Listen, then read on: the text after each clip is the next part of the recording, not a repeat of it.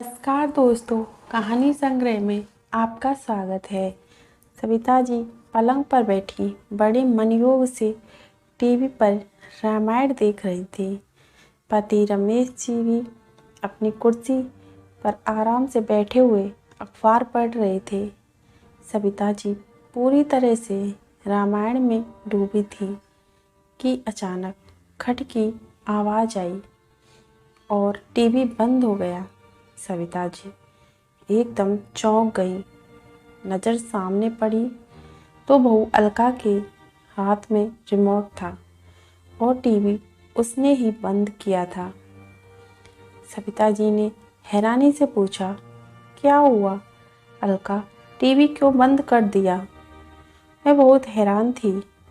उनको अभी कुछ समझ में ही नहीं आ रहा था। कुछ और बोलती कि अलका की आवाज़ आई, मम्मी सारा दिन टीवी चलता रहता है, कितना बिजली का बिल आ जाता है, थोड़ा देख कर चलाया करें। आवाज़ थोड़ी तलख थी। सविता जी को पहले तो समझ ही नहीं आया कि बहू क्या बोल रही है, और जब समझ आया तो गुस्से से मुंह लाल हो गया। रमेश जी ने अखबार चेहरे के सामने से हटाया, पहले बहू की तरफ देखा, फिर नज़र पत्नी की तरफ दौड़ाई। बहू से बोले, ये कौन सा तरीका है अलका, मम्मी से बात करने का? अब क्या वो टीवी भी नहीं देख सकती? पापा, आपको पता है ना कितना बिल आ जाता है और वह हमें भी भरना होता है। आपको क्या पता, आप तो सारा दिन बस अखबार में ही खोए रहते हैं या फिर दोस्तों को बुलाकर चाय पानी पिलाते रहते हैं। हर चीज़ में ऐसा लगता है हमें भी बच्चों का सोचना है, इसलिए आज से ये रिमोट मेरे पास रहेगा। सुबह 10 से 12 बजे और शाम को 6 से 8 बजे ही टीवी चलेगा। मैं खुद ही आकर चला दिया करूँगी। ये कहते हुए अलका रिमोट लेकर तमतमाती हुई कमरे से बाहर चली गई। सविता जी तो जैसे पत्थर हो गई। रमेश जी ने पत्नी की तरफ देखा। उनकी हालत देखकर थोड़ा घबरा गए और पत्नी के पास गए। कंधे पर हाथ रखा ही था कि पति रमेश का स्पर्श पाते ही सविता जी फूट फूट कर रोने लगी। रमेश जी ने पत्नी को रोने दिया। पत्नी का हाथ पकड़कर वहीं पलंग पर बैठ गए। सविता जी का रोना अब सिसकियों में बदल गया। रमेश जी ने उठकर साइड टेबल पर रखे जग से पानी का गिलास भरा और पत्नी को दिया। सविता जी थोड़ी सामान्य हुई। उन्हें अभी भी विश्वास नहीं हो रहा था कि जो उन्होंने सुना वह सही था या कोई सपना। पति को कुछ कहने के लिए मुंह खोला ही था कि उन्होंने पत्नी को चुप रहने का इशारा किया और चुपचाप अपनी आराम कुर्सी पर आकर बैठ गए। पत्नी को इशारा किया कि वह थोड़ी देर लेट जाए और खुद कुर्सी के पीछे लगाकर आंख बंद करके सोच के गहरे सागर में गोते लगाने लगे। उन्हें समझ ही नहीं आ रहा था कि क्या हो गया। एक तूफान आया और सब तितर बितर कर दिया और पीछे छोड़ गया अनकहा दर्द।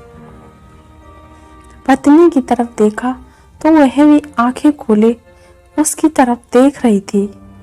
घर की हवा में बदलाव तो वे पिछले 2-3 महीने से ही महसूस कर रहे थे।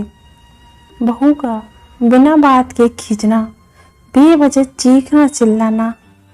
पहले बेटा आते जाते मिलता था, पर अब सिर्फ डिनर टेबल पर ही दिखता था। रमेश जी या सविता जी कुछ पूछे तो बस हाँ या ना में जवाब मिलता था।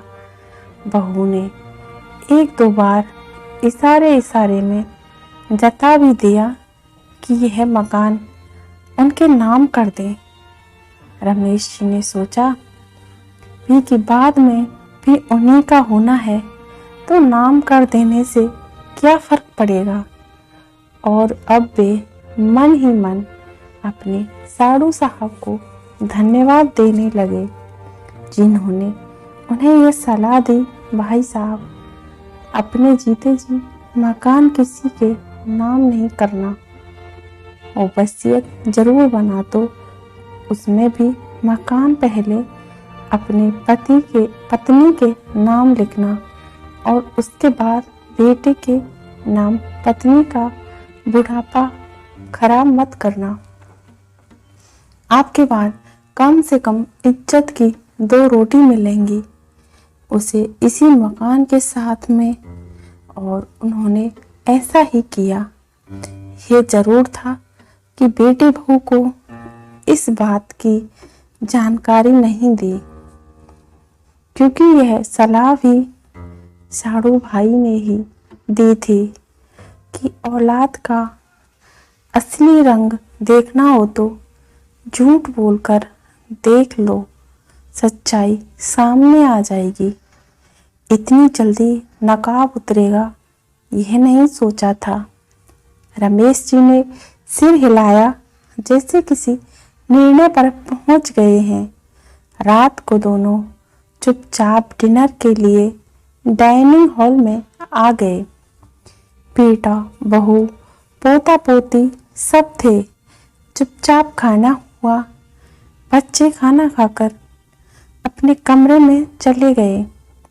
रमेश जी ने बेटे अमित और अलका को अपने सामने बैठने के लिए कहा और बेटे की तरफ मुखातिब होकर बोलने लगे, देखो अमित, आज जो हुआ वो मैं दोहराऊंगा नहीं।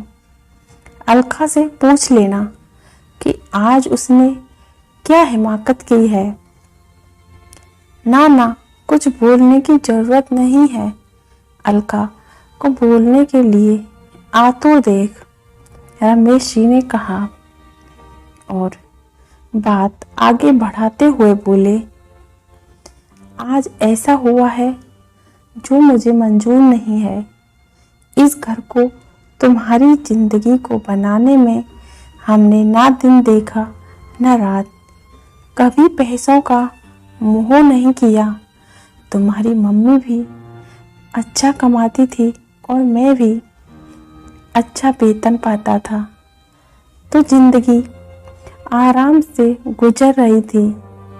और फिर ये 2 मंजिला मकान भी बना लिया ताकि बुढ़ापा शांति से गुजर जाए। तुम्हारी मम्मी ने 2 ड्यूटियां निभाई, घर को भी पूरा समय देती थी और नौकरी भी करती थी। नौकरी करते हुए भी मम्मी ने हमेशा तुम्हारे दादा दादी के सारे कर्तव्यों को पूरा किया, पूरा करने की कोशिश की, उन्हें पूरा आदर सम्मान दिया। और आज जब उसके आराम करने का समय है तो उसका टीवी देखना भी तुमको भारी पड़ रहा है। घर के खर्चे का जो सुनाती हो अलका, तो फिर आज सुनो। घर का पूरा खर्चा मैं उठाता हूँ। अखबार का, कुक का, काम वाली बाई का पेमेंट मैं करता हूँ। पानी का, गैस का बिल मैं भरता हूँ। तुम सिर्फ बिजली का बिल देते हो। आज तक ना तुम्हारी मम्मी ने ना मैंने तुम दोनों से कभी पूछा कि कहाँ जा रहे हो, क्या खर्च कर रहे हो, क्या कमा रहे हो, क्यों ला रहे हो। तो फिर हमारा खर्च तुम्हारे लिए इतना बड़ा हो गया कि तुमने हमारे टीवी का समय ही बांध दिया। तो बेटा ये तो मुझे बिल्कुल भी मंजूर नहीं है। एक बात और सुन, तो मैंने और तुम्हारी माँ ने जिंदगी में इज्जत खूब कमाई है। अब अगर घर में मेरी या तुम्हारी माँ की बेइज्जती हो तो मैं बिल्कुल बर्दाश्त नहीं करूँगा। इसलिए मैंने आज ये फैसला किया है कि या तो तुम ऊपर की मंजिल पर शिफ्ट हो जाओ, अपनी गृहस्थी अलग बसाओ और मुझे हर महीने 45,000 रुपये किराया दो, और या फिर कोई दूसरा मकान ढूंढ लो तो मैं ऊपर की मंजिल किराए पर चढ़ा दूंगा, जिससे हमारा काम बहुत अच्छे से चल जाएगा। हम दोनों की पेंशन भी आती है, तो पैसों की तो कोई चिंता नहीं है। अच्छा हुआ अभी मैंने ये मकान तुम्हारे नाम नहीं किया, वरना हमें तो बेघर करने में तुम एक दिन भी ना लगाते। आज पता चला कि समझदार लोगों की दोस्ती करने का क्या फ़ायदा होता है। आज 8 तारीख है, 30 तक सोचकर जवाब दे देना। मैं उस हिसाब से आगे के लिए सोचूंगा। अब फैसला तुम्हें लेना है। चलो, सविता कहते हुए रमेश जी उठे और पत्नी का हाथ पकड़कर अपने कमरे की तरफ बढ़ गए, बिना देखे कि अभी जो बम उन्होंने पीछे छोड़ा था उसका असर उन दोनों पर क्या हुआ। हमें अपने माँ बाप के साथ ऐसा नहीं करना चाहिए। माँ बाप जो कुछ कमाते हैं, बचाते हैं, करते हैं, मरने के बाद उनके बच्चों का ही होता है, तो फिर हम माँ बाप के साथ इतना गलत क्यों करते हैं।